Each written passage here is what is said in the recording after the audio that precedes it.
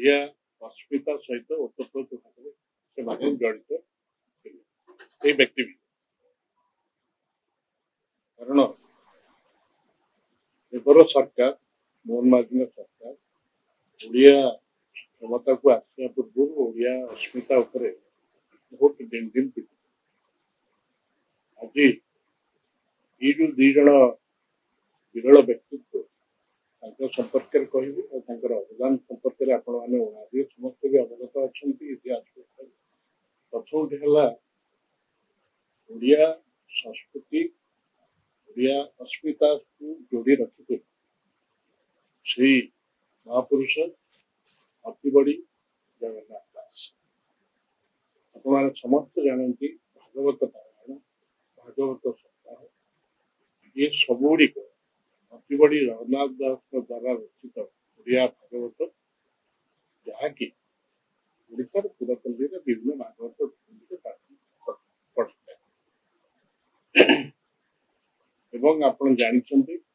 जे तांकर ग्राम कपिलेश्वर जहाँकि ब्रह्मगिरी निर्वाचन मंडली अवस्थित एबर मानवर विरोध दल नेता प्रथम मुख्यमंत्री नवीन पट्टनायक समय 2014 ରୁ 19 ଭିତରେ नवकलर समय निष्पत्ति होता जे तांकर ग्राम कपिलेश्वर गोटे तोरण हम एवं गोटे व्याख्यान केन्द्र तोरण दिगरे पदक्षेप निर साधना पीठ से हूँ सातलहड़ी मठ आप समझ जानते सातलहड़ी मठ अति बड़ी जगन्नाथ दास साधना पीठ एपरिक रथयात्रा सहित थे कौन से एक घटना को केन्द्र कर सी मनमुणा कर बाली रथ तैयारी सी परवर्त काल ठाकुर चलते कहया कथा हूँ सातलहड़ी मठ जो पुरी अवस्थित श्रीक्षेत्र से मठर आज गोटे गणमाध्यम गोटे संवादपत्र प्रथम पृष्ठार एक जराजीर्ण अवस्था सातलहड़ी से सातलहड़ी मठ पुनरुद्धार नवीन सरकार अर्थर व्यवस्था करते जेहेतु ये ओडिया अस्मिता सहित ओडिया संस्कृति सहित जड़ आज से संवाद दृष्टिगोचर होगा फल निश्चित भाव मु कहीं अनेक लोक व्यतीत कर कारण से समय नवीन सरकार समय भागवत टुंगीर पुनरुद्धार जहाँ प्रथम 25,000 टंका 50,000 टंका वृद्धि करते गोटे गोटे साहित्य अकादमी द्वारा संकलित भागवत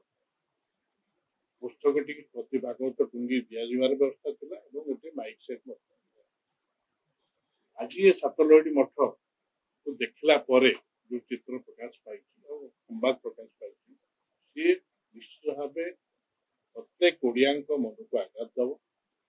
ये संस्कृति सहित जड़ित और अस्मिता सहित जड़ित प्रश्न सृष्टि होती सरकार तो ढिंडी पिटुंट अस्मिता कथा जो बरपुत्र मान राजनैतिक क्षेत्र हूँ सांस्कृतिक क्षेत्र हूँ साहित्य क्षेत्र हूँ और अन्य क्षेत्र उड़ीसार जो सांस्कृतिक जगत को आध्यात्मिक जगत को रुद्धिमंत कर साधना पीठ अवहेलित अवस्था करते बड़ प्रश्नवाची सरकार जो लक्ष्य सरकार लोकों सरकार वर्ष एक सफलता अनेक बोली दावी करता सरकार केते दक्षता अंतत से निजर आत्मसमीक्षा करतु बरपुत्र मान साधना पीठ श्रीक्षेत्र जोटा नवीन पट्टनायक जो श्रीक्षेत्र परिक्रमा से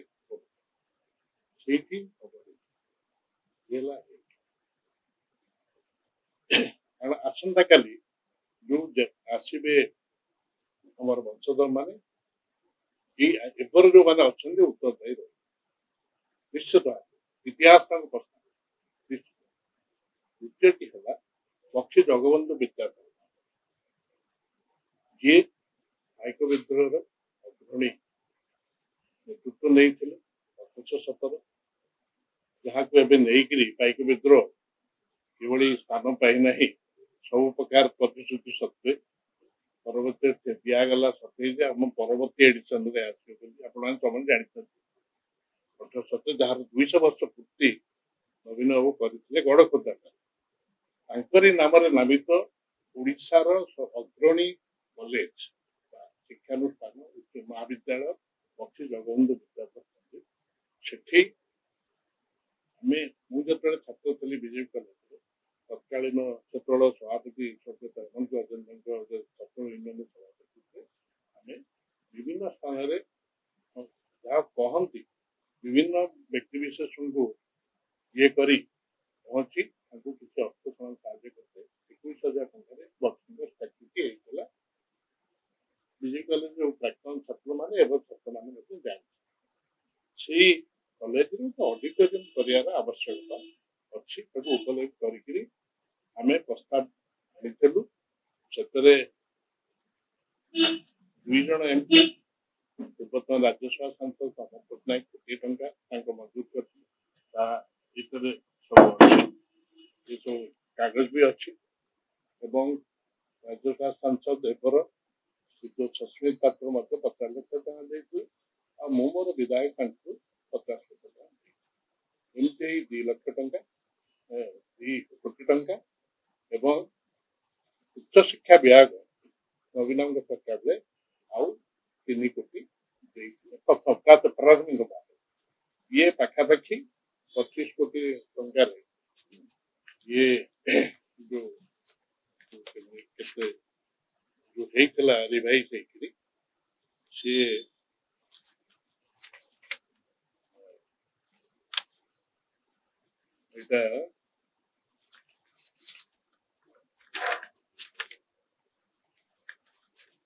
पाखापाखि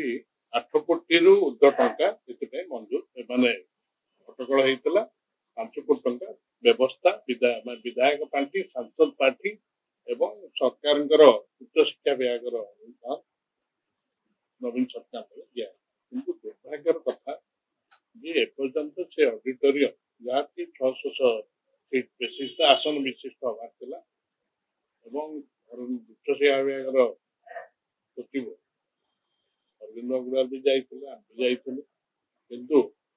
सी एपर्यंत रूपरेख किसी नेला ना दुखर विषय एवर माननीय वित्तमंत्री श्री पृथ्वीराज हरिचंदन से कॉलेज छात्र थे सी भी जाते जो बीजेपी फ्रेंड्स जो गत वर्ष कार्यक्रम जो वार्षिक कार्यक्रम से उपस्थित थे सब प्रकार प्रतिश्रुति शुणा पाई पदक्षेप नहीं सी एपर्यंत तो मोर दाबी रहा सातलड़ी मठ तो पुनरुद्धार करा तुरंत पदक्षेप नियंतु संस्कृति विभाग नौ ओडिया भाषा सहित संस्कृत नौ तो सरकार नि ये क्षेत्र में बक्सी जगबंधु विद्यालय जे प्रथम स्वर पाइक विद्रोह नेतृत्व नहीं इंग्रेज शासन विरुद्ध सर्वोत्तम करते अंतर्प्रति से नाम नामित कॉलेज ऑडिटोरियम टी दिगरे राज्य सरकार तुरंत अर्थ व्यवस्था कर उक्त विभाग उक्त मंत्री से दिगरे ध्यान दिखाते कारण निजे प्रतिश्रुति देकर तुम्हें आस साधव तुम पाखे तुहे रक्षा तेणु मोर ये दीटी जिनस ओडिया अस्मिता सहित संपुक्त अंतर्प्रति अस्मिता डिंडिंग पिटुता सरकार अस्मिता केमती रही भल भाव से दिगरे